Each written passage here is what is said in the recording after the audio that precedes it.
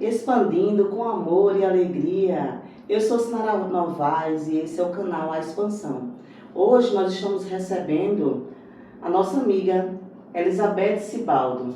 Isso, da psicologia, viu? Isso, psicóloga. Gente, a nossa querida amiga Elizabeth ainda não voltou para poder apresentar o programa junto com a gente. Porém, ela está resolvendo umas questões pessoais, mas vai retornar, tá bom? A expansão não seria a mesma coisa se a nossa amiga Beth junto com a gente, tá? Inclusive, eu sempre digo para ela, como meu nome é Elizabeth também, e a gente trabalha junto na nossa vida laboral, Isso. aí eu brincando, eu falo que são as Beths, né? Então ela tá fazendo muita falta aqui. Muita falta. Que ela volte, que ela retorne. Deixe nos comentários aí uma emanação de amor para nossa amiga Beth, para que ela consiga resolver logo os problemas, né, as questões dela e retorne para a gente, tá bom? Então vamos começar, gente, hoje abordando um tema muito importante, que é sobre a dependência química. Fala um pouco, Beth, por favor. Pronto, nós vamos trazer aqui, o que nós vamos abordar não é a única verdade absoluta, nem o único caminho do mundo, mas vamos trazer aqui noções e caminhos para que a pessoa entenda o que é um vício, o que é uma dependência e como procurar a saída, tá? Muito bem. A primeira coisa que a gente tem que abordar é o que seria um vício, né? O que seria um vício? Eu vou explicar como se eu estivesse falando com uma criança, porque isso aqui tem que ter para todo mundo conseguir entender. Então, o vício, ele mexe com o sistema de recompensa do cérebro. É como se a gente tivesse um botãozinho lá de recompensa e prazer no cérebro. E o vício vai lá com aquele hábito, ó, e aperta aquele botãozinho da recompensa e do prazer. Por isso que é tão bom, né? Para a pessoa que está dentro do vício, é uma coisa sem precedentes, né? Ela anseia por aquele momento, né? Seja de substância química ou outro tipo de vício, que nós não temos só a substância química, mas o mecanismo, gente, é igualzinho mesmo, tanto para a substância química quanto, por exemplo, para os jogos de aposta online. É o mesmo mecanismo, tá? É uma doença crônica que afeta o cérebro. O vício é uma doença crônica que afeta o cérebro. Gente, é um assunto que hoje é amplamente discutido, né, na rede médica, né, entre os psicólogos, entre famílias, como tratar o vício, né? Como tratar o vício. Isso. E o vício é uma esfera que ainda pode piorar, que é quando surge a dependência, né? Não só o vício, mas a dependência é que piora tudo. Porque, por exemplo, uma pessoa que é viciada em tabaco, em cigarro, exemplo, ela começa fumando 2 cigarros por dia. Daqui a um ano, exemplo, hipoteticamente, ela pode estar fumando já uma carteira de cigarro completa, para poder ter aquele mesmo nível de saciedade que ela tinha lá no início. Então, além do vício, está presente o quê? A dependência. Aí ela tem que fumar mais e mais e mais. E isso é crescente, tá? A pessoa que faz jogos de aposta online, ela começa passando uma tarde apostando. Daqui a pouco, ela se tranca no quarto e passa um dia, vira a noite, apostando. Ela precisa de mais tempo para obter aquele mesmo resultado. Então, ela já está, além do vício, a dependência está instalada. Nossa, muito interessante. Me diga uma coisa, eu estou com uma cronograma aqui para poder fazer as perguntas para a Beth, tá, gente? Então me diga uma coisa, o que o vício e a dependência têm em comum, Beth? Ambos, tanto o vício quanto a dependência, eles apertam aquele botãozinho lá do cérebro da recompensa e do prazer. Porque eu pensava que o vício e a dependência era a mesma coisa. Não. Primeiro vem o vício, né, que é aquele hábito que vai comprometendo a vida da pessoa. E a dependência, ela vem para tornar a pessoa assim, sem saída.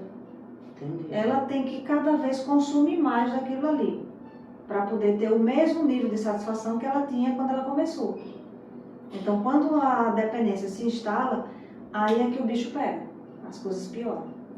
Nossa, é muito interessante, né? A gente saber sobre isso, se informar sobre isso, né? E me diga uma coisa, Betty, a pessoa que cai nessa armadilha do vício e da dependência é considerada uma pessoa fraca? Negativo. Gente, não existe isso. O senso comum tende a minimizar as coisas e dizer assim, fulano de tal é viciado em álcool, não, isso é safadeza, isso é ruindade.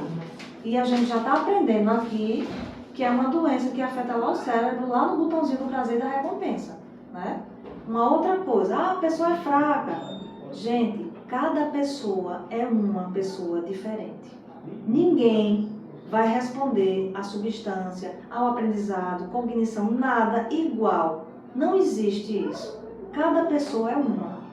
É por isso que algumas pessoas podem dizer assim, ser mais afetadas que outras, aí eu já aceito. Mas por fraqueza, não. Não é por fraqueza. E ainda é um fator, são coisas multifatoriais, que várias coisas podem levar a esse quadro. E não é questão de fraqueza. Não é. Interessante, e isso independe da idade, né, Betty? Né? Porque eu conheço tanto crianças que eu já tenho, né, gente? Crianças viciadas em jogos, né? Em telas, né? Então, como a Betty falou aqui, não tem nada a ver, né? A questão, todos os vícios partem da mesma premissa, né? E eu também conheço idosos que também são viciados e dependentes, né? Como a Betty falou, existe essa diferença, né? A gente fala do modo comum, é viciado, mas a dependência é uma coisa, o vício é outra. Exatamente. E você, Betty, o que poderia falar, dar exemplos das substâncias que podem causar vício, substâncias químicas? Quando a gente ouve, né, questão de vício e dependência, o que é que vem na nossa cabeça? Primeiro, álcool, né? Drogas em si, LSD ou cocaína, enfim. É isso que a gente pensa de primeira, cigarro, né? Maconha. Porém, tem outras substâncias também que estão dentro da nossa casa que também viciam, como por exemplo o açúcar. Né? Viciam, causam dependência. Tenta cortar o açúcar para ver. Verdade. Né? Então, elas agem também ali no sistema nervoso. Interessante, né, a Betty fala sobre a questão do açúcar, porque eu estou em dieta, tá, gente? Eu estou em dieta, tá? Desta vez eu vou conseguir. Então, assim, cortar o açúcar não é fácil. Eu já fiz no passado, passei 24 anos sem tomar refrigerante. No começo foi um grande desafio para mim. Eu era muito jovem, né? Eu passei 24 anos sem tomar refrigerante nenhum. E eu posso dizer para vocês como essa questão do vício, da dependência é uma coisa complicada. Porque eu depois de tantos anos, eu via a Coca-Cola ali e eu sentia o gosto da Coca-Cola na minha boca. Olha como isso é complicado. Então hoje, com a idade que eu tenho, devido às minhas condições, que preciso me cuidar, saúde e tudo mais, eu cortei novamente o açúcar e o refrigerante e eu fico... Não é fácil. Sinara, você é dependente do açúcar? Não sou dependente. Porque eu passo bem sem o açúcar, tá? Eu passo muito bem, mas o meu organismo pede. Aquele confeitinho depois do almoço, aquele pedacinho de bolo, aquele pouquinho depois do almoço. Isso é considerado uma dependência ou um vício, Betty? É um vício e uma dependência também, porque começa, se assinar a ceder e comer aquele pedacinho de bolo, daqui a pouco ela vai querer mais outro pedacinho, mais outro docinho, e o inho vai ficando amplo. Né? Até porque nós, dentro das nossas casas, nos aniversários que nós vamos, a exposição, né, é grande. É grande. A refrigerantes, enfim. É isso mesmo. Está presente dentro da nossa casa, nos aniversários dos nossos filhos. Isso. Né? Enfim, todo lugar, né? Todo lugar. Todo lugar. Como é desafiador pra gente. Né? Então, assim, pode ser até que você que esteja assistindo a gente aí também seja uma pessoa dependente e viciada em açúcar e nem saiba, nem tenha certeza disso. E talvez com esse esclarecimento aqui, você vai saber que você é, tá? Então, a importância... E quando você fica na abstinência, a abstinência é algo que é muito desafiador para a mente humana, né? A abstinência faz com que você se depare com as suas sombras, porque começa a causar irritabilidade. Dá uma irritação. Olha, no meu caso é o açúcar, mas não difere dos outros tipos de vício. Isso. Né? Causa irritabilidade, porque você fica com aquela agonia dentro de você. Gente, se eu for levar isso para o âmbito espiritual, que vocês já me conhecem, isso é outra coisa. Isso é chamado de chip e implante, que é implantado em você, para que você diminua o seu quantitativo e o seu qualitativo da vida na Terra. Se eu for levar para esse âmbito, tá? A gente está aqui totalmente científico hoje, né? Mas vocês pensam que eu não vou abordar isso aqui, não? Eu vou sim. Muito bom. Senão não seria assim nada, né? Vai isso integrar, mesmo. né? Eu vou integrar, exatamente. Uma outra substância que eu gostaria de colocar também é o café. Quem é que de manhã já pensa naquele café? Né? Às vezes a pessoa nem pode, tá com algum problema no estômago e não consegue. Eu tenho colegas que trabalham, né? comigo, labirintite, Labirintite. mas diz assim, se eu não tomar o café, me dá dor de cabeça. Ou é a abstinência batendo. É verdade. Né? Então a gente não pode apontar o dedo só para maconha, só para o álcool, porque temos coisas dentro das nossas casas, né? Temos que nos melhorar em muitos aspectos. E outra coisa, né, Beth? A gente tem que começar a observar que existe as substâncias que causam dependência lícitas e as não lícitas, né? Tudo isso que a Beth está falando são substâncias lícitas. A Coca-Cola. Eu podia falar isso agora, não podia, mas falei, né? O café, o açúcar, tudo isso causa dependência lícito. E entre tantas outras aí. Não é isso, gente? Então, é algo que a gente precisa começar a repensar sobre essas questões.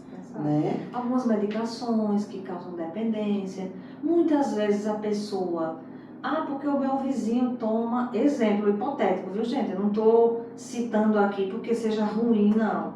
Eu estou dizendo porque dessa forma que eu vou citar aqui, não é legal. Exemplo, meu vizinho toma clonazepam. E ele diz assim, eu durmo ótimo, porque eu tomo meu clonazepam, 5 gotas e tal, e tal, e tal, e tal. Aí o vizinho escuta, vizinho, me dá um pouquinho, porque hoje eu não estou conseguindo dormir. Exemplo. Porque eu estou dizendo isso, porque eu já vi isso acontecer lá mesmo, no residencial onde eu moro. Né? E aí o vizinho vai e fornece. Né? É uma medicação que gera dependência, que gera vício, que gera dependência. A pessoa vai, adquire ali do vizinho, toma por conta própria. Exemplo. Aí vai lá, toma 5 gotinhas. Daqui a pouco as 5 gotinhas não estão fazendo efeito, gente. Aí gera aquela dependência. Para ele sentir aquele bem-estar daquele sono, ele vai precisar de 10 gotinhas. Aí daqui a pouco 15 gotinhas. Olha aí também.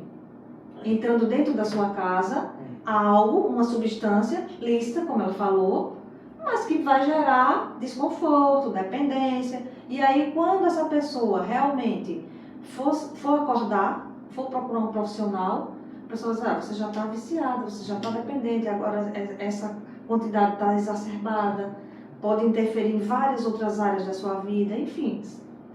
É como eu falei, não podemos apontar o dedo para A, B ou C, substância A, B ou C, enquanto dentro da nossa casa podem entrar vários perigos, né, que causam também vício e dependência. Outra coisa que eu vou citar, como a senhora falou logo no início, as telas. Né? Quantas crianças que hoje em dia só almoçam se tiver com o celular aqui, de frente para ela. Real isso. Se a mãe tirar, Real. Ela não come, ela não se comporta, ela não senta à mesa. Né? Então isso também está gerando vício, está gerando dependência nessa criança. E isso vai ter consequência. Seríssimas. Ela é uma batalha, gente. Uma batalha. Não é brincadeira. Isso é uma batalha que os pais... Vamos lá, vou tirar das costas dos pais, que não são só os pais também, né? Mas geralmente, vamos falar que são os pais. Para ficar mais fácil para eles colocam a tela. Tome, para não me dar dor de cabeça. Segura aqui. Então, assim, quando você impõe um limite à criança, né? Eu faço isso com o meu filho, né? Meu filho, graças a Deus, ele não tem esse vício da tela, porque eu controlo muito. Mas se eu não controlasse, ele seria hoje, talvez, uma criança dependente da tela. Né? Eu faço ele vir para a mesa, eu digo a ele, deixa o celular aí. Ele fica com raiva, me chama de chata, mas tá tudo bem, não tem problema. A mãe chata tá lhe salvando, lá na frente você vai entender. Bota o celular aí e vamos comer. E é isso, sabe? Não é uma coisa fácil, não é fácil. Existem os desafios, mas para cada caso é um caso, como diz a Beth. No caso da criança, os pais podem dosar isso. Isso. Eles podem delimitar isso. No caso da criança.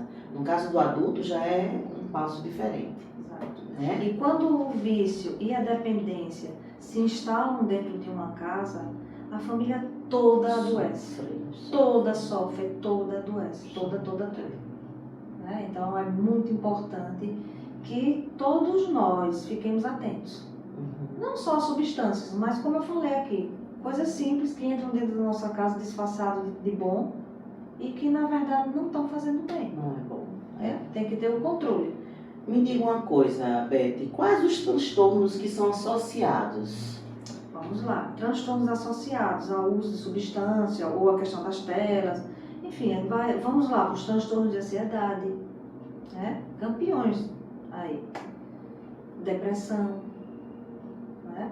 Podem agravar questões de transtorno de estresse pós-traumático, porque nesses casos, muitas vezes as pessoas não procuram ajuda no tempo certo e ficam mascarando, sentindo aquele desconforto, mas por não querer se expor, não querer expor uma vulnerabilidade, esconde e aí começa a evitar certos ambientes que lembram o trauma ou outras coisas. E aí o uso de substância está ali na palma da mão, é mais fácil. Mais fácil. Para se anestesiar do que para buscar ajuda. Né? Nossa, então gente, pode agravar a questão. isso é tão comum. Essa questão aqui é tão comum, sabe? É o transtorno pós-traumático, não é isso? É o TEPT. É o TEP. Né? Isso é tão comum, isso pode ser levado para qualquer situação de vida, né? Que precisa realmente. Né? Fala um pouco, Beth, sobre os sintomas do TEPT. Do TEPT. Olha, o TEPT é qualquer tipo de incidente que a gente chama de incidente crítico. O que seria incidente crítico? Qualquer ocorrência, vamos dizer assim, em que a sua vida é posta em risco. Isso pode acontecer num acidente automobilístico, durante um assalto, com qualquer pessoa, né? A partir do momento que a sua vida é posta ali em risco, então é necessário que se investigue a questão do estresse. Né? Inicialmente o estresse fica agudo e é até aceitável que fique, porque você passou por uma situação crítica, você não vai ficar calmo, né? O seu corpo vai responder normal, é aceitável. Mas aí no decorrer de 15 dias acima, aí vamos lá, em um mês, investiga, porque pode ficar algum trauma. Os traumas, pra gente lá na psicologia, eu vou explicar assim, é como se a gente pegasse essa caixinha aqui e fosse guardar. O jeito que a gente vai guardar essa caixinha lá no nosso cérebro vai dizer se a gente vai ficar com o trauma ou não. Vai depender. Então é muito de cada pessoa. Pode ter 4 ocupantes dentro de um veículo, ter um acidente e uma pessoa guardar para si aquela questão do estresse pós-traumático e 3 não terem nada. Né? Tirarem isso de letra, de boa, não houve nada para eles. Passou pela mesma situação, mas não desenvolveu o estresse pós-traumático. Né? Mas o que é importante é que a pessoa se olhe, se veja. Eu estou tendo pesadelos em relação àquele evento, eu estou tendo feedback, revivendo, né, sempre aquela ocorrência. Eu consigo passar por aquele local do acidente? Eu consigo trafegar com o meu veículo normalmente por aquela via onde eu tive aquele Isso se problema. adequaria também a pessoas, tipo, alguém sofreu um trauma com outra pessoa e não conseguir ficar perto, também seria TEP isso? Já seria de uma outra forma, mas é um trauma. É um trauma. É um trauma também. Entendi. Mas o TEP ele está relacionado às questões onde a sua vida foi posta ali em risco. Entendi. Né? E se ficar o trauma, os sintomas estão aí, que é essa questão de não conseguir estar perto, né? É por isso Sofrer crise de que ansiedade, se se vê a vê. pessoa. E por né? incrível que pareça, a cura para isso é a dessensibilização. Você vai ser exposto àquele situação. elemento, mas de modo controlado. Entendi. Não é chegar aqui, olha, vai lá. Não. É todo um trabalho, mas é um trabalho muito bonito, né? E vamos voltar lá para a questão dos vícios, da dependência, né? Exatamente. Outros transtornos que podem ser agravados Sim. com relação ao vício e à dependência, por exemplo, a esquizofrenia, são os transtornos psicóticos, né? Transtorno de borderline, tudo isso pode se agravar, porque se a pessoa já tem aquela impulsividade, né? E ela ingere álcool, por exemplo, que já tira, né, dela aquele autocontrole, então vai desencadear isso. vai desencadear, vai piorar. Nossa. Pois é. Ok, vamos lá. Como podemos identificar os sinais da dependência e do vício? Vamos lá, bem prático, tá? Hum. Olha só, vamos supor que a pessoa está viciada em álcool, exemplo, né? Você vai perceber que a pessoa vai acontecer o quê? Começar a perder o horário, ela não vai ficar tão ansiada como ela era, né? Entendi. Ela vai começar na vida laboral dela a perder os compromissos, né? Então você já identifica que está acontecendo alguma coisa, tá estranho.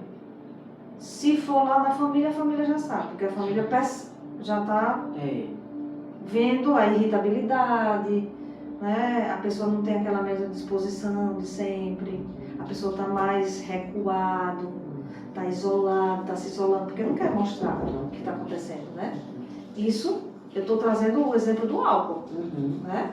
Álcool, outras drogas, os familiares vão perceber, os colegas de trabalho vão perceber as diferenças. Está acontecendo alguma coisa, né? Fulano está agressivo. Com coisas que não tem explicação. Exemplo, a pessoa está almoçando em casa. Quem nunca derrubou um prato de macarrão no chão, exemplo? Aí por causa de um prato de macarrão que caiu, pronto. A reação da pessoa é exagerada. Entendi. Aquela derruba a casa. Entendi. A pessoa os familiares já vão sofrendo, vamos dizer assim, né? Aquelas consequências. E agora eu trouxe o exemplo do álcool. Eu vou trazer agora o exemplo dos jogos isso que eu ia perguntar. online. O familiar não vai perceber porque ele vai continuar limpo, asseado, né? Talvez ele perca alguns compromissos porque ele vai jogar cada vez mais, mas vai ser mais difícil identificar para essa família e para esses colegas de trabalho identificar essa questão. Entendi. Primeiro, porque ele não vai demonstrar no físico dele, né? É mais no intelecto, vamos dizer assim. Sim. E segundo, que tá aqui na palma da mão. Ele não vai chegar com garrafa, ele não vai chegar com cheiro de bebida, né? Tá aqui na palma da mão. Quando essa família vem descobrir, muitas vezes esse camarada já está com uma bola de neve de dívidas. Meu Deus. Às vezes chega até perder um bem, né? Bem, porque tá aqui, gente, na palma da mão. Geralmente a nossa conta bancária está aqui e o jogo também está aqui. Então é só transferir de um para o outro. Né? Meu Deus. E o que é que acontece? Tanto na questão da substância, do uso de substância, quanto no jogo, o botãozinho lá que eu falei lá no início, da recompensa e do prazer, é acionado. Então ele se sente bem. Olha aqui, botão do prazer e da recompensa, ele se sente o máximo. Né? Aí as pessoas perguntam assim, mas essa pessoa não está vendo que ela perdeu tantos reais, ela não enxerga. Ela só enxerga essa adrenalina aqui da aposta e do ganho. Ela diz assim, eu ganhei 500 reais, mas ela não vê que perdeu 5 mil. ela não faz ela não consegue fazer esse comparativo, porque ela está só sentindo o prazer e a recompensa. Realmente não tem diferença em relação a uma droga, uma substância química, não tem diferença. A reação é a mesma no cérebro. É a mesma, é igual. O alcoolista, exemplo, ele se envolve num acidente por causa de bebida, perde o casamento por causa de bebida, perde o salário, faz empréstimo, e a pessoa diz, cara, você não está enxergando isso? Não. Ele só está ele está reagindo, respondendo a questãozinha lá do botãozinho da recompensa do prazer. E isso é o que diz a neurociência em relação aos vícios e às dependências. Tanto de uso de substância, quanto de jogo de aposta, vai lá no botãozinho da recompensa do prazer. Por isso que a pessoa não sente. Não sente. Ela não consegue fazer esse comparativo, até porque se ela fizesse, ela teria autocontrole e dizia, não, peraí, se eu perdi 5 mil, só porque eu ganhei 500 eu estou de boa? Não quero isso mais não. Não, ela reagiria, mas ela não consegue por isso. Olha, eu acho que todo mundo aqui que está assistindo conhece alguém que já passou por isso, ou está passando por isso aí, né? Eu queria também que a Beth explicasse as fases da dependência e do vício. Isso. A fase inicial, né? Que é a fase da descoberta, da experimentação, né? Aquela fase primeira, tanto da bebida quanto da aposta.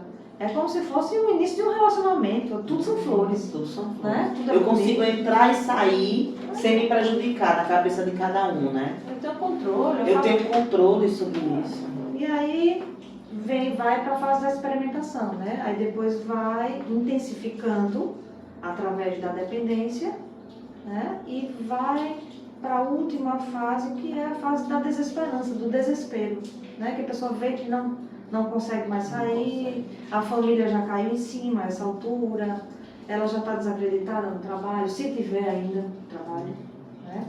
Se não estiver afastada, mas aí ela já está uma pessoa sem credibilidade, né? Que é a última fase, ela não tem mais credibilidade, nem da menor criança da família. Imagina da pessoa mais velha, mais antiga. Todos nós conhecemos isso, como é desafiador para o familiar, né? Enfrentar uma situação como essa, da questão do vício e da dependência dentro da sua família. Não é fácil, mexe com os sentimentos familiares, né? Para alguns causa revolta, para outros tristeza, né? E eu acho que chega a ser mútuo o sentimento de querer ajudar, mas ao mesmo tempo a sensação de impotência, porque não depende apenas do sentimento de ajudar, depende se o outro também vai querer ser ajudado. Esse é o grande desafio, eu acredito que seja isso. E muitas vezes a pessoa nega o problema, né? Fica numa fase de negação. Não, eu não tenho esse problema não, a hora que eu quiser parar eu paro. Né? Nega para a família, apesar de que já está atolado até o pescoço, mas permanece nessa questão da negação. Né? Por muitos anos. E aí, grupo de autoajuda, medicação, psicoterapia, nada vai funcionar se a pessoa tiver, não se abrir, né? Para cura, para querer, para buscar.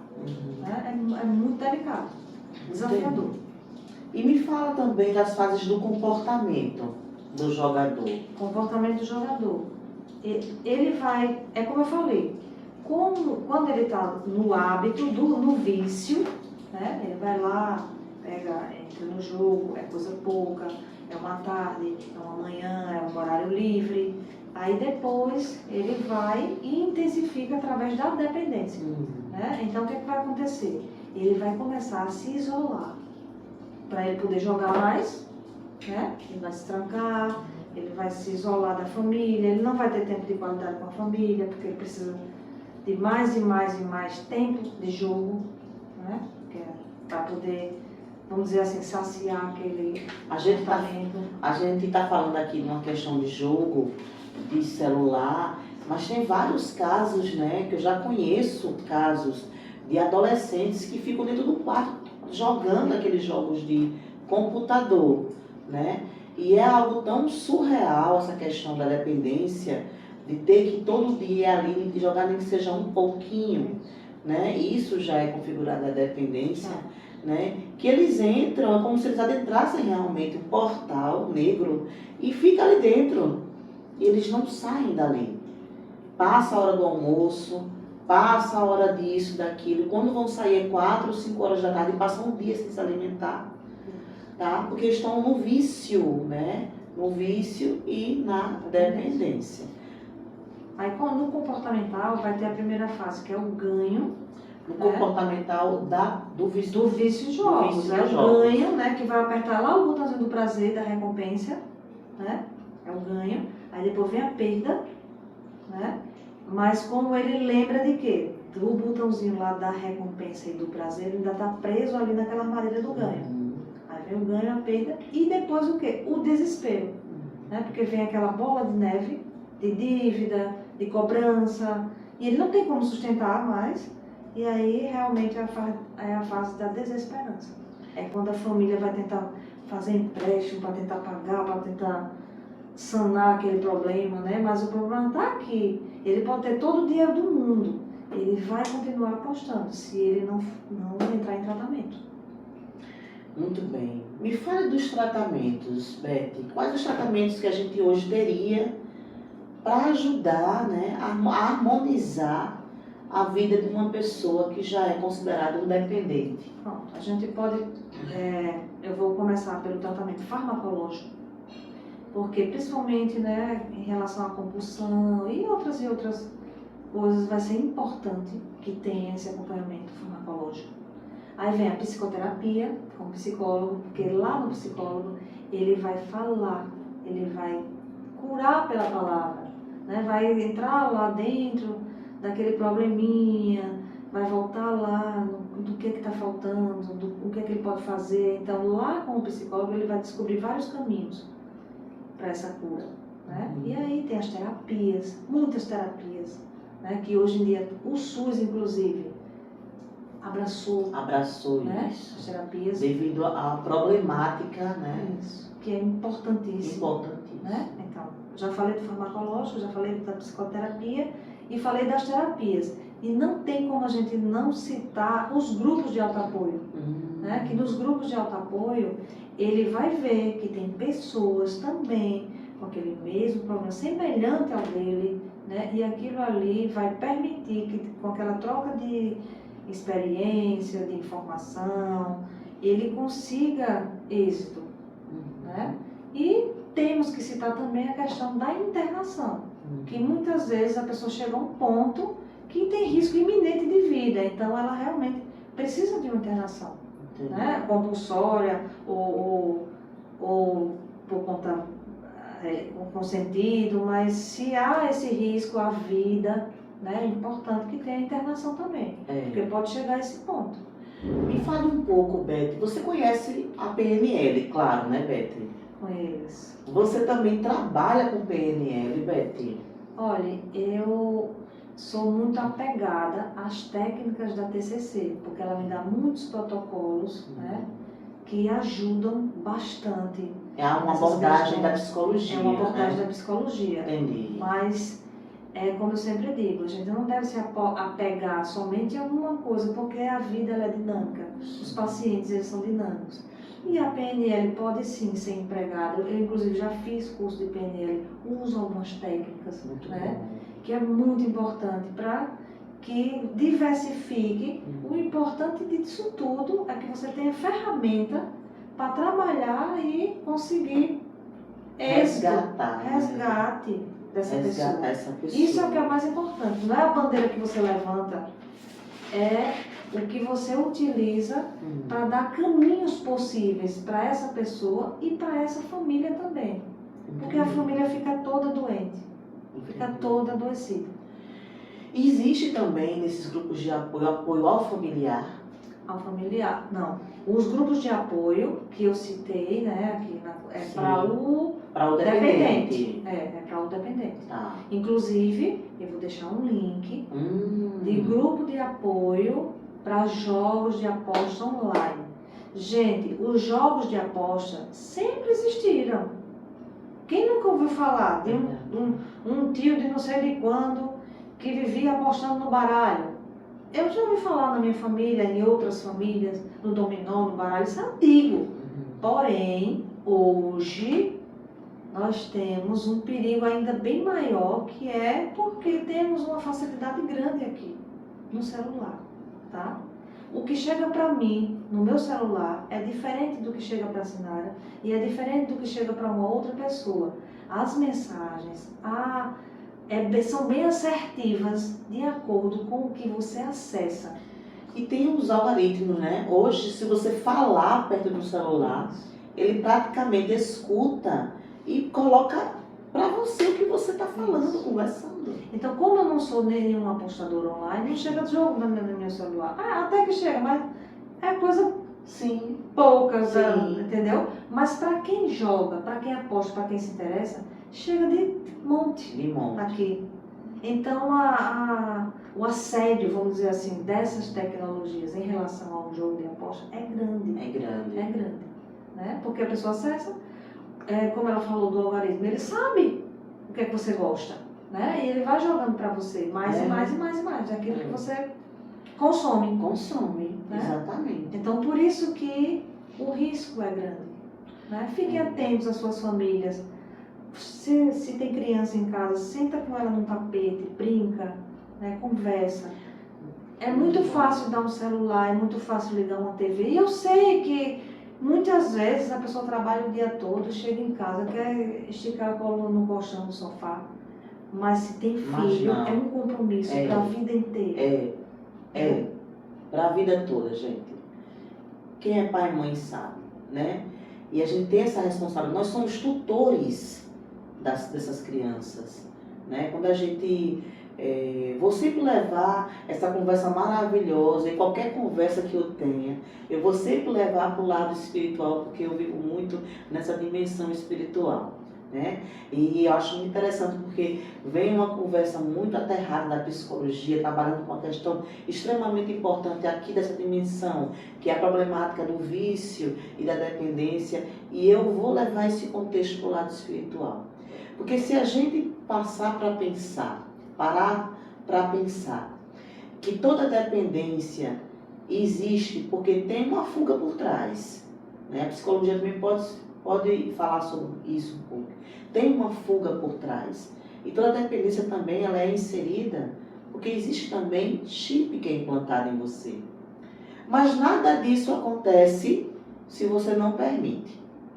A gente, quando tem, como eu falei, tá? A abordagem, a visão da Beth, ela é científica, é da área psicológica. Eu estou levando para a abordagem espiritual, tá? Que é com que eu trabalho, energética e espiritual. Se você for olhar para a questão energética e espiritual, a gente entende que quando a gente vem, quando a gente faz o nosso plano encarnatório para vir para a Terra, a gente coloca os desafios que a gente vai passar aqui, inclusive dependências. E aqui nós temos o livre-arbítrio de decidir se a gente vai seguir esse caminho ou não. E muitas das pessoas que adentram esse caminho também saem desse caminho, conseguem sair desse caminho com a ajuda desses profissionais, que na nossa visão também são pessoas que resgatam, são também, na minha visão como espiritualista, trabalhadores da luz que fazem esse resgate de pessoas que estão envolvidas dentro de um umbral, dentro da Terra. É uma região praticamente umbral. O que é umbral? O umbral não é só uma questão de dimensão. A dimensão ela tem a ver com o que você vibra. Se você vibra de forma mais sutil, você vive numa dimensão mais elevada. Se você vibra de forma mais densa, você vive numa região umbralina. E aquelas pessoas que trabalham no resgate, ajudando pessoas, também são trabalhadores da luz, missionários da luz. Então eu, como espiritualista, como terapeuta quanto, eu falo dessa forma, tá, gente? Mas a Beth, com a equipe e todos os psicólogos que trabalham ajudando todas as pessoas que são dependentes químicas, dependentes de celular, de jogos, dependente de seja lá o que for. Porque tem pessoas, inclusive, que são até dependentes, né, de outras coisas que eu não posso nem falar aqui, senão eu sou cortada do YouTube, tá, gente? Então, assim, existem infinitas formas de dependência. E isso tem que ser tratado, sim, com o psicólogo. Mas, Sinarius, e você? Como é que a gente faz? Também, tudo é agregado, tá? Porque tá tudo interligado, tá certo? Mas precisa, sim, como a Beth falou, um tratamento farmacológico, ir para um psiquiatra, tomar medicação, fazer parte dos grupos de apoio, tá? Precisa, gente, é necessário, não tem como fugir disso, tá bom? E eu quero saber, Beth, aqui em Maceió, você poderia deixar para as pessoas aqui na nossa cidade, aonde essas pessoas poderiam encontrar esse grupo de apoio? Olha, esse grupo que eu vou citar, ele é online. Ah, tá? Porque como eu dou não só a questão do uso de substância química, né?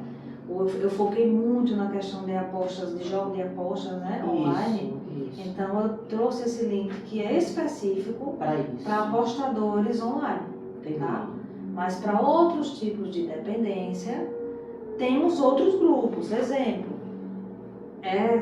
de conhecimento, acho que de todo mundo, né, em relação a isso. A questão do álcool, por exemplo, tem o Alcoólicos Anônimos, né, que em todos os bairros que você chega tem, Isso. né? Os CAPs, tem os CAPs também, como o CAPs AD, que fica ali próximo do Portugal Ramalho, que faz esse tipo de tratamento. Tem lá psicólogo, tem lá psiquiatra. Então, para cada caso, né, é um caso. O mais importante, gente, que eu acredito que a missão desse podcast, do que estamos fazendo aqui hoje, é isso.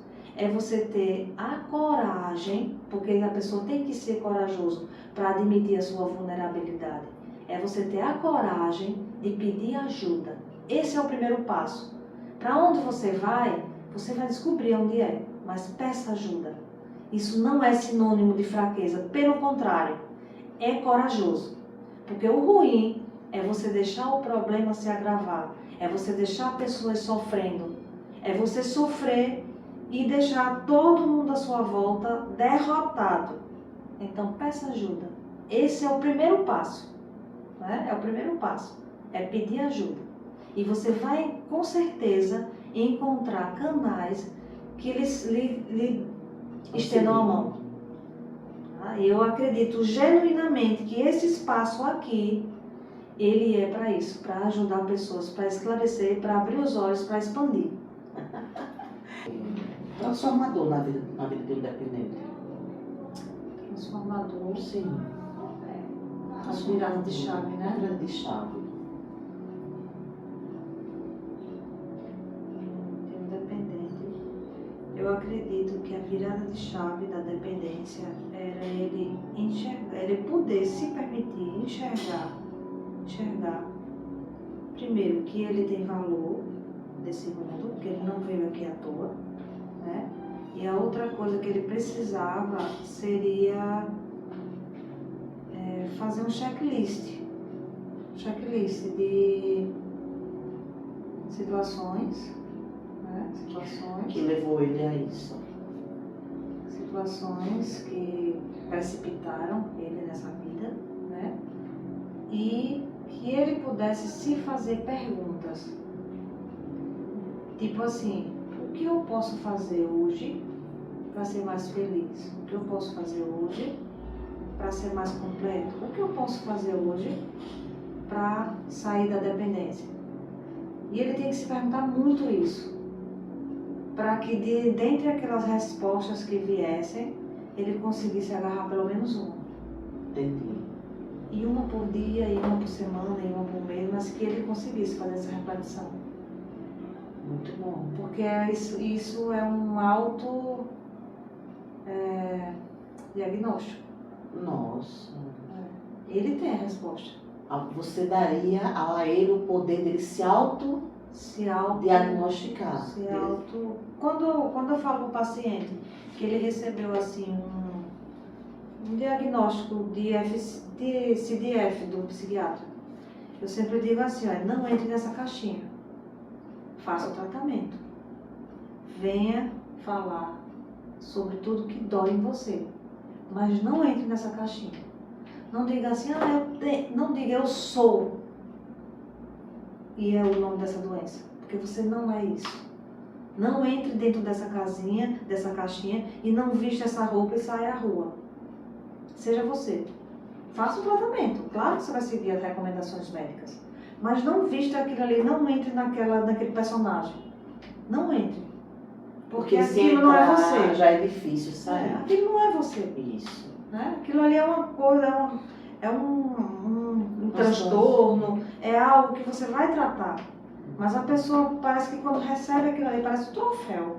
Não, porque eu tenho TDAH, pronto. A partir daquilo ali, ele não consegue mais fazer nada direito. Porque justifica, porque tem, ó aqui, ó. Olha aqui o meu a minha carta que eu tenho isso, né? Então... se veste com aquilo ali e aquilo parece que engessa. Eu sei que é a partir do diagnóstico que você vai conseguir o êxito. Mas não mergulhe de cabeça naquilo ali. Se permita ir além daquilo. Ir além, porque buscar você melhorias. pode melhorar. Sim. Você pode melhorar.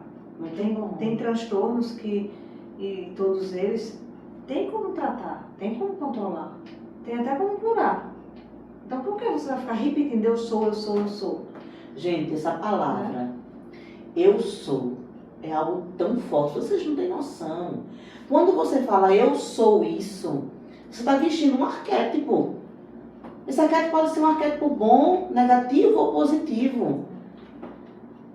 Então isso seria até um tema a se abordar depois, tá? Mas é sério, eu sou isso. Quando você fala algo sobre você, fale sempre positivamente, tá? Eu hoje fiz um vídeo, né, que eu falei assim, hoje eu estou destruída, porque eu estou doente.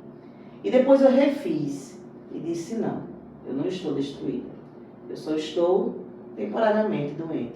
Mas a palavra que você usa, até eu que trabalho com isso, a gente se passa também, tá? Então é muito importante a gente falar coisas positivas sobre você, porque isso firma o que você é, no aqui e agora. Porque você pode vestir esse arquétipo, o arquétipo da doença, mas não, eu já estou doente, então por que não dizer que eu sou? Não, você é uma pessoa sadia, mas que está passando por uma situação delicada que tem um tratamento.